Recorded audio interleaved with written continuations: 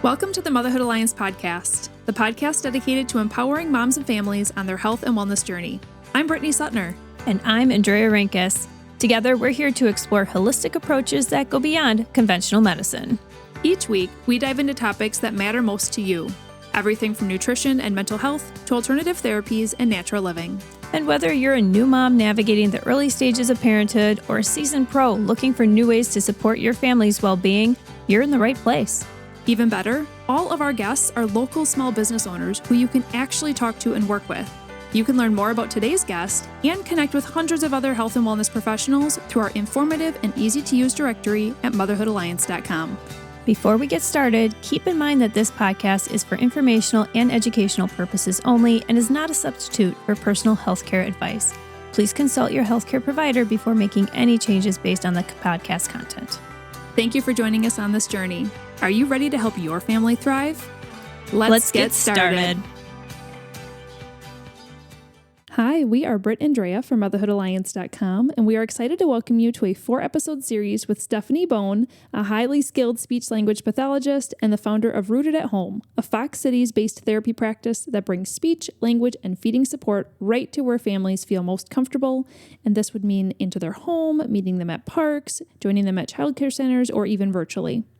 Stephanie holds a master's in speech-language pathology, a bachelor's in communication sciences and disorders, and is a certified lactation counselor, so she knows her stuff. But what makes Stephanie truly special is her passion to help all families have deep conversations and stress-free meal times. This passion stemmed from a deep personal experience with her grandma, which she shares about in episode 1. In our 4 episodes together, we chat about early communication tips, picky eating, how therapy doesn't have to happen in a clinic to make a big impact, and how to utilize play to help kids develop healthy communication and eating skills. On a personal level, Stephanie was born and raised here in the Fox Valley, and she finds joy in reading, biking, baking all things sourdough, and spending time with her husband. Let's welcome Stephanie to the show. Hey, everybody. Welcome back. We're excited you're back here with us. And we also have Stephanie back here in the studio with us. Welcome back, Steph. Thank you. We are going to continue our conversation from episode 1. In that episode, if you did not listen in, I highly recommend going back and listening to it because she really gave an awesome overview of what a pediatric speech therapist does. And we also did start talking about the communication side with littles. But we're going to be diving more so in the communication side in this episode, and she's going to be giving us some really awesome tips for helping kids develop communication early. So I think to kind of kickstart this episode off, Steph, let's just start high level with where does early language development start? Most simple answer I can give is at home. We talked a little bit in the last episode about the difference between receptive and expressive language. So for anyone who didn't catch that piece of the first part of our conversation, receptive language is really that understanding with your child and the things that they're hearing, what's the meaning associated with it? How are we teaching them that? And then that expressive piece of, okay, how are they using their body, whether it's their words, their signs, their gestures to communicate like what they want and need. Mm-hmm. Yeah. And so us modeling that from when they are teeny tiny, that's how they start to develop it, right? Absolutely. By watching us, essentially. Yes. Yeah, just being a part.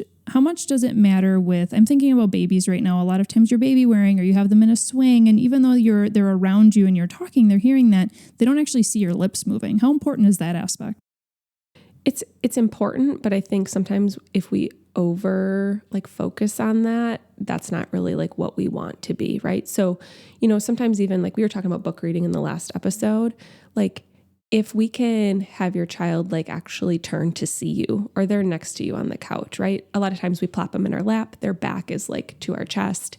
Okay, but they're not actually like seeing us and they're seeing our facial expressions. Like just thinking about like, where are we when we're talking with them? And even if you're baby wearing, right? Like they can still look up at you. If they're out, they're seeing the world, but just those different ways, like more opportunities and exposure to different places is always going to help them be like well-rounded with that language exposure.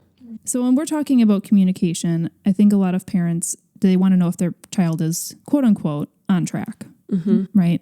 So let's start by talking about some of the typical milestones that you're looking at as an SLP and then kind of the common age for each one. And then kind of looping even more into it, at what point should parents know if they should seek help or not? Like, what is the range where you're kind of like, kids are different. They need different time spaces to bloom in this area. So at what point are you kind of past that typical age and it's like, all right, now it's time to maybe seek some help. So walk us through the milestones. So before talking about that, I just want to touch on the fact that when it is, midnight, 1 o'clock, 2 o'clock, and you're feeding your baby and you're doom scrolling, you are going to find mixed information about those milestones. And I am just here to validate, as a speech therapist, it is super frustrating because you might go to the doctor and you fill out your little questionnaire and they say, is your kid saying this many words? Oh, you failed the screen, right? And then you might go to a website and they say something completely different. There is no universal milestones. Every organization has their own. Super confusing. So just something to... So frustrating. Yeah. But also, it's frustrating that they aren't agreeing from a research standpoint. Yeah. But maybe it's actually okay too, because it makes parents, as long as they know that, Yeah. it makes them go, okay, there's a huge grace period here. Right. It's such a gray area, like all across the board, I feel like, with those milestones, because people used to say, hey, your kid should be walking by a year old. And now like we're given leeway up to like 18 months old. Oh, right. wow. But if you're talking to grandma, she's like, oh, they should be walking by a year, So there's a lot of different milestones. But when we think about like typical milestones, we can break it up into, honestly, like each month, but that's just like a lot of work. So when I think about from like the beginning of just like birth through 6 months old, like that cooing, that smiling, just those foundational skills is really something that we're looking for. Responding to those sounds, recognizing your face, and just like blowing raspberries and squealing and like that laughing, like those are just some of those early like foundational skills that we look for even from the very beginning to like make sure a kiddo's on track. And it's not like once they hit 6 months, if they're not doing something. Yeah, we got to hit like the panic button. Yeah, hit the panic button. I Right. feel like a lot of parents, I don't know, it seems like they're panicking because, Absolutely. Their kid is not at that exact level. Right. But like you're saying, every entity out there that's, APA and speech language pathologists, and like that's all different. So Right. keep that in mind. Right. Yeah. And for those panic moments, like give me a call. Yeah. We can talk about it. That's a great idea. We can do one visit, give you some reassurance. And if they are on track and if they're not, then we can jump into something right away to get started. At what point should kids be forming their first words, roughly? Roughly, I say around like that year of having a word with meaning. So, right, when we talk about like babbling and kids are babbling like mama, mama, mama, and it's like great. And we talked about in the last episode, like associating that with mom. But, when we're thinking about like those first words, like, are they using it to call for you? Are they using it when you walk in the room, right? Like, we want to make sure there's some intentional meaning behind it when we consider it like to be that first word. But, I think before we jumped on, we were talking too about like your son. Yeah. And, a first word can still count as like a sign or a gesture as long as there's like shared meaning behind it and they're using it like appropriately and consistently. Well, let's talk a little bit more about that. Different ways of communication, even before the first word. We're talking sign language. Baby sign language is huge. Yeah. Kids can a lot of times use their hands or body to communicate a lot of times like before those first words come. And some people will say like, oh my gosh, I don't want them to learn sign language because it's going to prevent them from like using their words. We can give them exposure to all these different ways and give them a platter of what's going to work best for them. Yeah. So, if we're only signing it and we're not using our words, okay, then we're only focusing on that. But you can sign it and say like Absolutely. more, you want more at the same time and give your child that choice of what works best. And a lot of times once the words come, those signs fall, like they just go away because the kids are learning. It's a lot easier to just use their voice because you don't have to look at their hands, right? Yes. And a lot of times kids will make a sound. They're like, well, they're signing more. Okay, that's a start. Mm-hmm. This also makes me think about when a kid has siblings. And so oftentimes when a little one has siblings, the siblings do all the talking for them. Yeah. And so this is where a lot of families are probably like, oh, they're delayed because my first one spoke earlier and now this one doesn't really have to, but I'm also concerned because they're not hitting the milestones. And do you have any other thoughts on that for the families that have multiple kids? A big part of thinking about older siblings' personality, right? Like you have some big personalities in your family. That's totally fine. How can we use that as a strength? And I talk so much with families about that. Like if we have 100%, right, of just like a chart and your oldest children are taking up 85% of that, it leaves a really small percentage for your youngest child or the one who's maybe not using as much communication. But how can we use that to, as a benefit to work towards that child like learning? Like how can we use the older sibling to help? Like, hey, like let's help teach. Involve them. Yes. Like let's go to the store and let's teach them about, the fruit and let's go pick these things out together. Like put them in that position where their strength can be used to help. But it's, a lot of times there's personality too, like your third baby or your second baby or whatever number you're on, that might be your most chill baby. That's okay. We still got to think about like those foundational skills. After that year-old milestone, we're typically looking at kids starting to use about 10 to 15 words. They're following some of those simple directions, starting to point, use some of the waving, for hi and bye. Then as we get closer to that 24 months, 2 years old age range, we're really looking at them having about 50 words so that they can start to use those single words to combine them into phrases. It's really hard to combine phrases and come up with like, Mama, help, if you don't have those as single words and like know what that meaning is. We'd also start to think about as they go over that 2 to 3 year old standpoint that they're building those phrases then into 3-word phrases and they're, following 2-step directions of like 2 things at one time. As we get into that 3 to 4 year old range, that's when we would start to expect to hear some of those sentences really forming and more of that conversational speech going back and forth. And around that 4-year-old time frame, we're expecting kids to be 100% understood by any unfamiliar listener. Mm-hmm. Let's jump into some applicable tips for encouraging early talkers. So for the families that are, they have the time, they have the space, they want to put some mental effort into this, what are some things that they can do to help encourage talking? I think the biggest thing that you're going to hear me continue to talk about is just including your child like in those everyday routines with you. And us using the words and having that association as close to that word. So when I say that, if we're going to talk about milk, like let's make sure the milk is out on the counter or we're pouring it into the cup. So when we're saying milk, they're understanding, oh, what's getting poured out, like that's milk, it's not water, right? I mean, we are all using language as a shared understanding. And when you're pouring that out and you're talking about it and like, oh, can you feel this? The milk is cold. Like, let's go put the milk back in the fridge. Hey, mom's going to have a glass of milk. Oh, go ask, like there's all of that is narrating, right? And that is a huge strategy. And then repetition is already built in because it's like, okay, if I'm pouring a glass of milk and I say it 5 times, great. Now they just heard the word milk 5 times and it's right there. Mm-hmm. If we waited and we said, hey, like I'm going to go grab you some milk. And then we get distracted and all the other things moms have to do. And then we go get milk 5 minutes later. That association in the brain isn't going to be as strong and those neural connections aren't going to be building as much. Makes sense. I mean, what about like even just doing daily things like washing your hands, like singing silly songs is something that we would do often too. Yeah.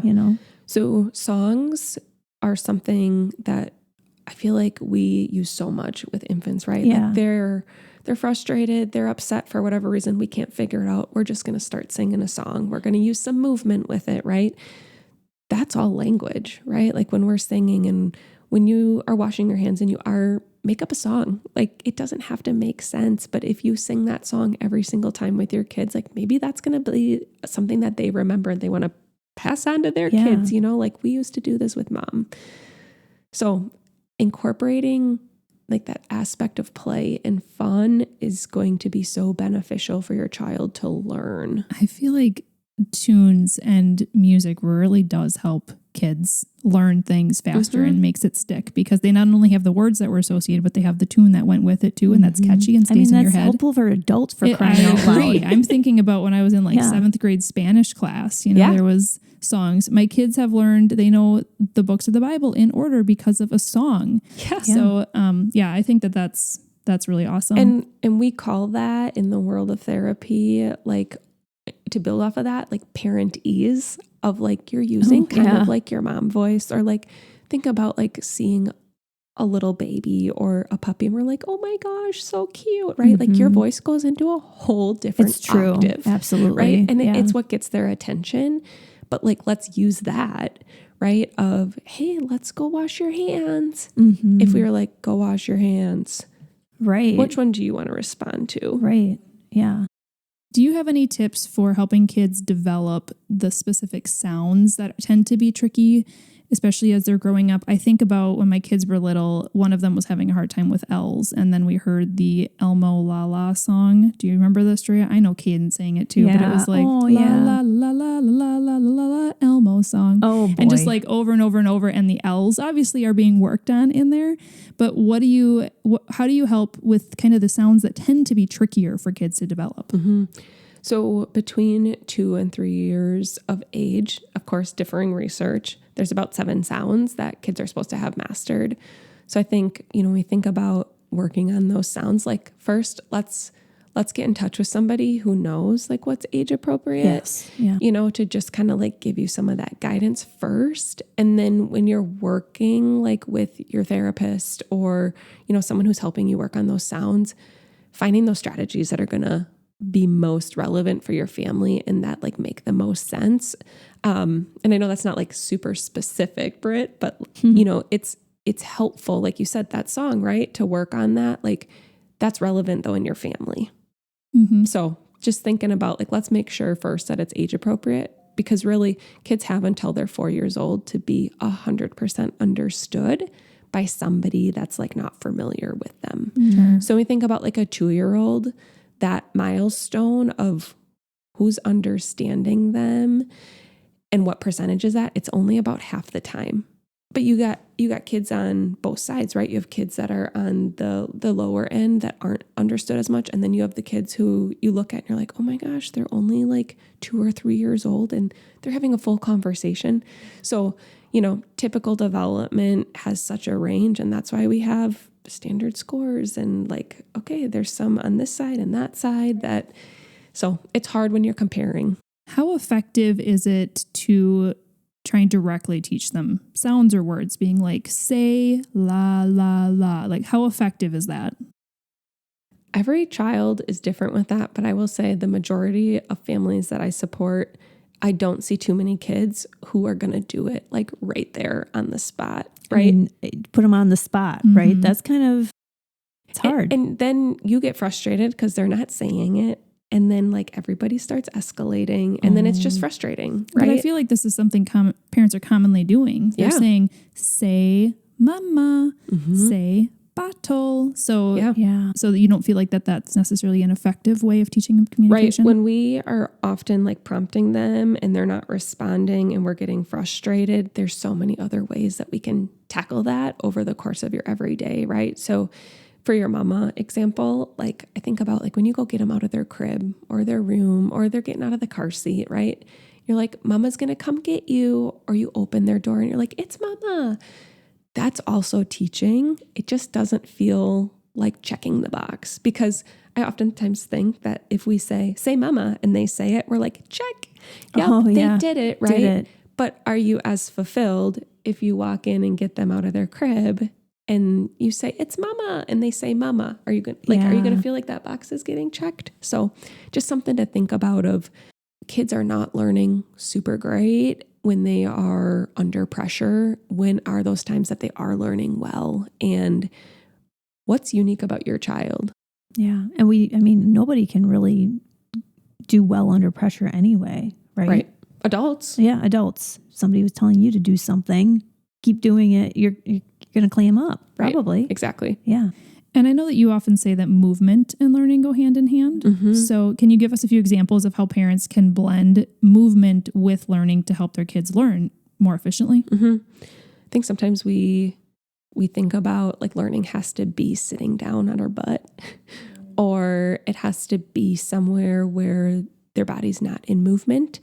And really, kids learn best through play right now, right? Those ages that they're at. And when their body is in movement, like how can we lean into that? So, if they're jumping on the trampoline, like, great, jump, jump, jump. You're going up. Can you show me down? Like, let's go down, right? Those are all those different examples of how can we incorporate that? You're using the narrating, right? Because you're telling them what their body's doing. Yeah. You're giving them meaning. If you're jumping with them, A, that's fun. Yeah. But B, like you're sharing that moment with them and you're working on it without, saying, hey, the boy's jumping in the book. Like, look at him jump. Like, show me with your body. So thinking about just those different ways that we can incorporate that movement and lean into it, because it's not a bad thing that kids want to be on the move. Yeah, for sure. How should we talk or explain things to kids, especially in this younger preschool age? Because for my daughter specifically, I know when she was little in 3K, 4K timeframe, if she had a Christmas program coming up, she got really anxious and nervous about that. And so that was something that I would sit down and talk to her with. But at that age, she can understand a lot, but not maybe to a level that an adult can understand.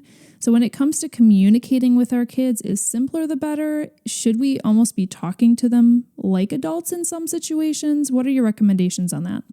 It can be tricky to find a time. It can be tricky to figure out like what is too much and what is not enough. Sure. I think a lot of times it's hard for us as adults to switch from like adult conversation when we're talking to our little one. But sometimes they just need that like super simple matter of the fact, like this is what's happening. And when you talk about like, okay, that concert's coming up. How much time are we going to use beforehand to prep? Like that's where my mind goes of maybe the day before is not enough time. Like maybe we need to look at the calendar and mark off the days. And so you can have multiple days where you're talking about it. So you're not giving her like too much information at one time. But really when we're explaining things, simple and repetition is going to be so much more helpful, because we can go on like super long run on. Oh, I know. Tangents. I've done that before where when my kids were little, and even now, but they're different. They're 11 and 9. So I don't know. But when they were little and I had to explain something, like if it was running across the street, instead of saying, stop, can't do that, or stop, don't run across the street. Sometimes I would do that, but sometimes it would be like, oh no, honey, we shouldn't do that. And then her eyes would just glaze over, and like, sometimes it's effective and sometimes it's not. Sometimes you just have to be very straightforward. Absolutely. One of the other things that we can think about is just pausing and waiting and having that response. When we use like that expected look as a parent too, that can be another strategy of like, hey, and then that's like our natural pause. So just ways to incorporate, like give them some time to think, give them some time to even like respond. Sometimes we're just bombarding them with information. Yeah. Their brain can only process so much. Yeah, that's a great point. To round out this episode, something I know that you've said, and I love this, is that being present, not perfect, is always a great place to start. So what would be your gentle reminder for the parent who worries that their child isn't hitting specific communication milestones when the internet says that they should be? What would be one last word of encouragement for them?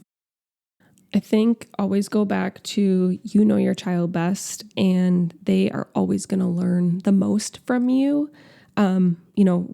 We as speech therapists are here to be a resource for you and a support, but therapy doesn't have to be all the time. It doesn't have to be perfect.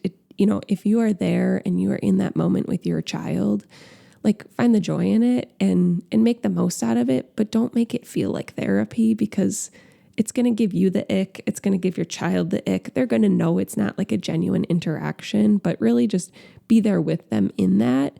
And that's my goal, is like help families be in it with their children and be present. And I don't get it right every time. I tell families not, like, hey, let's not prompt them with say X, Y, and Z. And then 2 minutes later, I'm doing it. Right. I mean, that's what I went to school for, and I'm still doing it because it's a natural way that we a lot of times interact with kids. So don't put that pressure on yourself to have to like get it right every single time. Just be there like in it with them. Well, and circling back to what you do with Rooted at Home, I love that you go to people's homes. So if you didn't listen to episode 1, Steph went into some detail about the different types of speech therapy that there are, the different kinds of locations you can go for it. But she does this private practice. And so she comes to your home so your child can be in their comfortable environment. And that way, when she's doing a evaluation, she can actually see them. They're talking, they're comfortable, right? And they're excited to see her there. But do people need a physician's referral for speech therapy? So a physician's referral is not required. Your concerns as a parent is enough. And because Rooted at Home is private pay, any family that's looking for speech or feeding support can get that in their home. Just by reaching out on the website, I have a contact us section where you can put in your information and some of your concerns. And then I'll get in touch with you and connect with you and just kind of learn more and see if we're a good fit for each other and kind of share more information that way. Okay. And for those of you who, again, didn't listen to episode 1, we did talk briefly about the benefits of having private practice because when you can do private pay, you have so much more flexibility in making sure the child gets what they actually need. And I know we did have an episode back, this was way back, so you could find Tabitha. She was the one who came on and guested for that. Yep. Yeah. And she talked about how important it is, the beauty behind private pay and all the benefits that are behind that. So if you're interested in just learning and getting some fresh perspective, because I think so many of us are stuck on the whole gotta have insurance. Yeah, it's not accepted by my insurance. I can't do it. And I get it to some point, but at the same time, when this comes to setting your child up for a lifelong of success, it's probably worth it to hear the perspective. Terms too. Doing it on your terms. Yeah. Great. Well, this was awesome. We are going to be kind of pivoting our topics going forward for our last 2 episodes. So next up, we're going to be talking about picky eating and feeding therapy. And then in episode 4, we're going to be talking about cooking with kids and making it actually fun instead of stress producing. Like so many of us that have kids, we're just, it's going to be such a mess. But hey, we're going to have some ideas for you on how to make it super, super fun and actually realistic for your life. So those are the next ones coming up. If you enjoyed this episode, would you consider leaving a rating or review or sharing it directly with a friend who could benefit from the information? We know that you're a busy mom or caregiver, and our goal is to make your life easier by bringing tips and tricks directly from experts into your earbuds. By sharing this episode with someone you love, you can play a critical role in helping to make their life easier as well. We appreciate your time, and thank you for being a part of the Motherhood Alliance family.